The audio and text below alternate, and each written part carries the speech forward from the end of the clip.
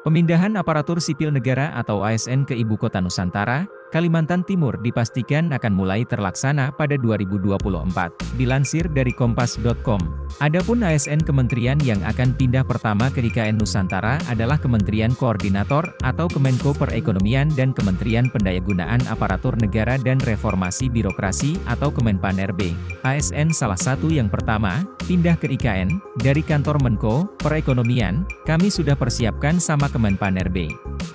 Jadi kami akan ngopi bersama, ujar Menko Perekonomian Airlangga Hartarto saat ditemui dalam acara rapat koordinasi pengadaan ASN tahun 2023 di Jakarta, Kamis, 3 Agustus 2023.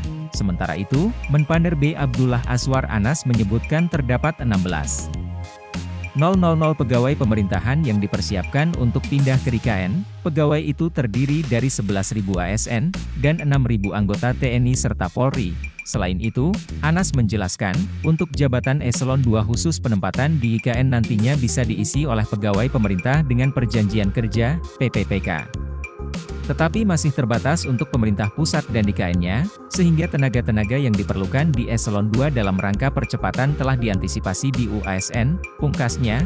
Sementara itu, dalam kunjungan terbarunya Jumat, 28 Juli 2023, Menteri PUPR Basuki Hadimulyono menyebut progres pembangunan sesuai rencana. Dilansir dari Kompas.com, menurut dia, sejauh ini progres konstruksi infrastruktur dasar IKN tahap 1 telah mencapai 36%.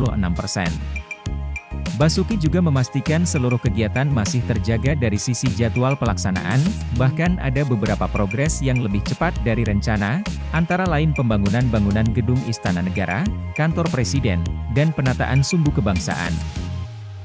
Kemudian untuk progres pembangunan rumah tapak jabatan menteri sudah mencapai 18,26%, dan kantor Kementerian Koordinator 1 mencapai 9,8%. Di sisi lain, sejauh ini Kementerian PUPR juga telah menyelesaikan sejumlah infrastruktur pendukung kawasan IKN.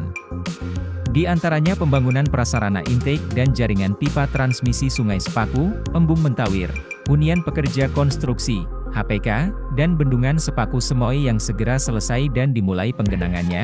Pembangunan bendungan Sepaku Semoy memiliki fungsi vital untuk menyediakan air baku kawasan IKN dengan kapasitas 2.000 liter detik dan Kota Balikpapan sebesar 500 liter detik. Bendungan ini juga diproyeksikan sebagai infrastruktur pengendali detik banjir kawasan IKN sebesar 55%. Sedangkan dari intake Sepaku, kapasitas air baku yang bisa dialirkan adalah 3.000 liter. Keseluruhan air baku ini cukup untuk memenuhi kebutuhan kawasan IKN hingga tahun 2030.